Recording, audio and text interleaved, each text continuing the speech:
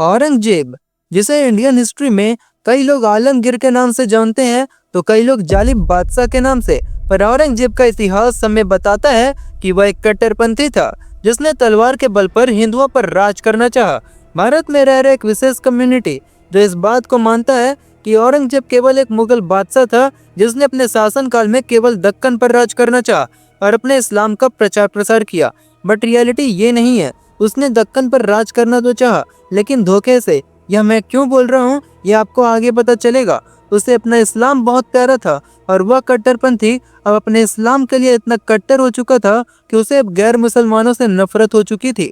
वह इतना महान शासक था कि उसने हिंदुओं के मंदिरों का विध्वंस करना, उन पर जजिया टैक्स लगाना, उनके धार्मिक त्योहारों और प्रथाओं पर प्रतिबंध लगाना और यहाँ तक कि जबरन तलवार के नोक पर हिंदुओं का कन्वर्जन करवाना उसकी कट्टरता भरी इस्लामिक राजनीति को दर्शाता है। पर जब इस मैटर में हिंदुओं ने बोलना चाहा तो वह कम्युनिटी इस बात को कहता है ये सारी चीजें मिथ है। भारत में राजनीतिक दलों ने, विशेषकर भारतीय जनता पार्टी ने इस चीज को फैलाया है। उनके हिसाब से हिंदुओं पर किया गया अत्याचार बेबुनियाद है।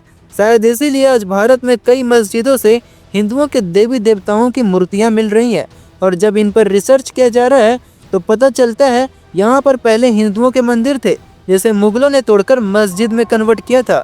जनरली आज की इस वीडियो में मैं इन सब चीज़ों पर डिस्कस करने वाला हूँ, जिसमें हम मेनली 3 टॉपिक्स पर चर्चा करेंगे।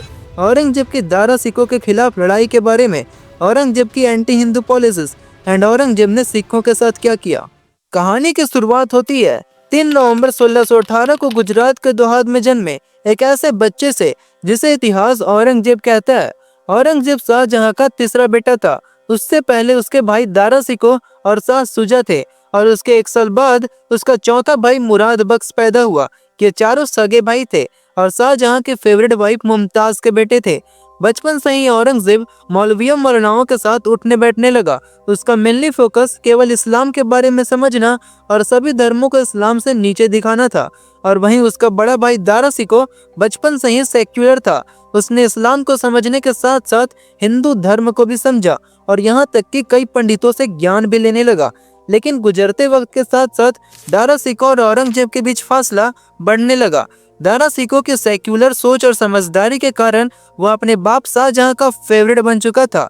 इतना फेवरेट बन चुका था कि जब रियासतों का बंटवारा हुआ तब शाह सुजा को बंगाल, मुराद को गुजरात एंड औरंगजेब को दक्कन भेज दिया गया ताकि वे मुगल एम्पायर को फैला सके।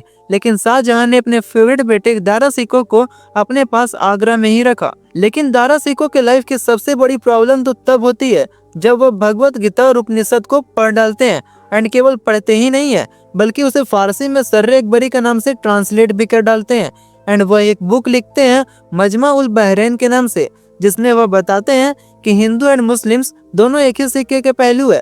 जिसके बाद औरंगजेब दारा सिको को इस्लाम विरोधी बताता है और 1659 में समूगढ़ के युद्ध में दारा सिको को हरा देता है।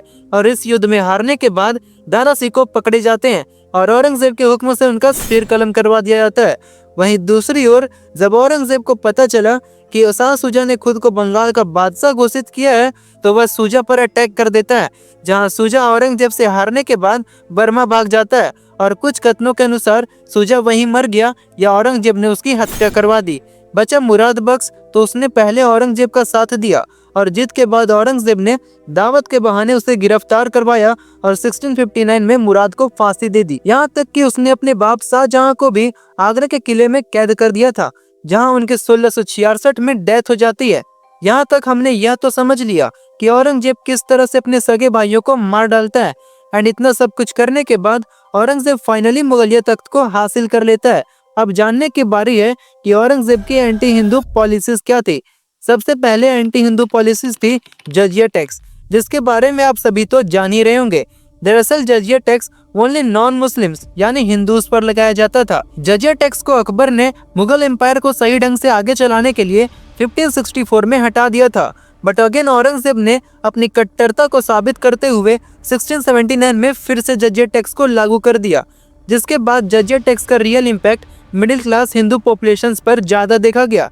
जिसके बाद कई हिंदूज इस टैक्स को नहीं भर पाने के कारण कन्वर्ट हो जाते हैं अगर देखा जाए तो कई हिंदूस जजिया टैक्स के प्रेशर से खुद ही इस्लाम कबूल कर लेते थे एंड बहुत से ऐसे भी हिंदूस थे जो इसका विरोध कर रहे थे एंड जबरन मुगलों ने तलवार के बल पर उन्हें कन्वर्ट होने पर मजबूर कर दिया। अब अगली एंटी हिंदू पॉलिसीज में हम देखेंगे कि हिंदुओं के मंदिरों को कैसे टारगेट किया गया। हिस्टोरियन आर्डर ट्रस्क इस बात को अपने book Aurangzeb the man and the myth में लिखते हैं। औरंगजेब के राज्य में हिंदू और जैन मंदिर फैले हुए थे। इन धार्मिक संस्थानों को मुगल राज्य का संरक्षण प्राप्त था और औरंगजेब ने इनकी देखरेख की पूरी कोशिश की। वहीं मुगल दृष्टिकोण से यह सद्भावना तब खत्म होती है जब कुछ मंदिर या उनसे जुड़े संस्थान शाही हितों के विरुद्ध काम करते थे। इसी के अनुरूप सम्राट औरंगजेब ने अपने शासनकाल के दौरान मंदिरों को नष्ट करने और अपवित्र करने का आदेश दिया।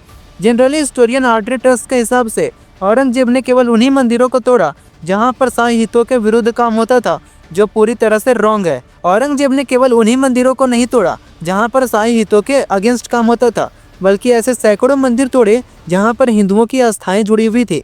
अगर देखा जाए तो औरंगजेब ने अपना शासन कायम करने एंड इस्लाम के प्रभुत्व को स्थापित करने के लिए हिंदुओं के मंदिरों को टारगेट किया। अगर हम आर्डर ट्रस्ट की बुक को पढ़ते हैं तो हमें पता चलेगा कि औरंगजेब कट्टरपंथी नहीं था, बल्कि वो तो अपने मुगल साम्राज्य को चलाने के लिए हिंदुओं के खिलाफ कानून लागू करता था।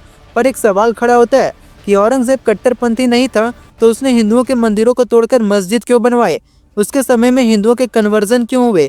छत्रपति संभाजी महाराज को इस्लाम कबूल करने के लिए इतना फोर्स क्यों किया गया? ये सारी चीजें औरंगजेब की कट्टरपंथी को नहीं तो किस चीज को दर्शाता है? पर सबसे दुर्भाग्य की बात तो ये है कि हमारे देश के लोग उन लोगों की हिस्ट्री को महान बताते हैं जो इस देश के थे ही नहीं। वह एक आक्रांता थे जो मध्य एशिया के फरगान घाटी से आए थे, जिसे हम आज उज्बेकिस्तान के नाम से जानते हैं। अगर हमारे इंडियन स्कूलों में मुगलों की जगह इंडियन रूलर्स की हिस्ट्री को पढ़ाया जाता तो हमारे बच्चे मराठों और राजपूतों को आइडियल मानते। खैर, हमने यह तो देख लिया कि औरंगजेब के खिलाफ जो भी हिंदू जाते उनके लिए एंटी हिंदू पॉलिसीज क्या थी। अब यह देखते हैं कि औरंगजेब ने सिखों के साथ क्या किया। जनरली हमें पता है औरंगजेब जिन क्षेत्रों पर राज कर रहा था वह उन क्षेत्रों में जबरन इस्लाम को लागू करना चाहता था। उसके समय कश्मीर हिंदुओं के लिए, स्पेशली कश्मीरी पंडितों के लिए संस्कृति और शांति का केंद्र था। वहां रहने वाले कश्मीरी पंडित इस जुल्म का सबसे बड़ा निशाना बने। कश्मीर का सूबेदार इफ्तिकार खान औरंगजेब के हुक्म से कश्मीरी पंडितों को कहता है या तो अपना धर्म छोड़ो नहीं तो जान से जाओगे। वह औरंगजेब के हुक्म से कश्मीर में कई मंदिरों को तोड़ता है, कई यज्ञ को रोकता है, यहाँ तक कि कश्मीरी पंडितों के तिलक लगाने और जनेऊ पहनने पे भी रोक लगा देता है। आखिरकार कश्मीरी पंडित तंग आकर अपने नेता कृपाराम के नेतृत्व में एक डेलीगेशन पंजाब की तरफ निकालते हैं, जहां वह आनंदपुर साहिब पहुंचकर गुरु तेग बहादुर के चरणों में अपनी व्यथा को रखते हैं। उन्होंने गुरु तेग बहादुर से कहा, हमें धर्म छोड़ने पर मजबूर किया जा रहा है, हमारे मंदिरों को तोड़ा जा रहा है, यहाँ तक कि हमारे ऊपर आर्थिक रूप से भारी कर लगाए जा रहे हैं। जिसके बाद गुरु तेग बहादुर एक पैगाम भेजते हैं औरंगजेब को, जिसमें लिखा होता है कि मुझे धर्म छोड़ने पर मजबूर करो, अगर मैं धर्म छोड़ दूं तो यह कश्मीरी पंडित भी धर्म छोड़ देंगे। जिसके बाद औरंगजेब गुरु तेग बहादुर को उनके 3 शिष्य भाई मती दास, भाई सती दास एंड भाई दयाल दास के साथ गिरफ्तार करवा लेता है, जहां दिल्ली में गुरु तेग बहादुर की आंखों के सामने भाई मती दास को 2 तख्तों के बीच चीर दिया जाता है, भाई सती दास को रुई में लपेटकर जला दिया जाता है और भाई दयाल दास को बलते पानी में डाल दिया जाता है। इतना सब कुछ करने के बाद 11 नवंबर 1675 को दिल्ली के चांदनी चौक में गुरु तेग बहादुर जी का शीश काट दिया जाता है, जहां आज भी गुरु तेग बहादुर जी का नाम भारत के हर एक कोने में लिया जाता है और उन्हें आज भी हिंदी चादर के नाम से जाना जाता है, जो दूसरों की धर्म की रक्षा के लिए अपनी जान दे देते हैं। अब आप ही बताओ, क्या औरंगजेब महान था या फिर एक कट्टरपंथी?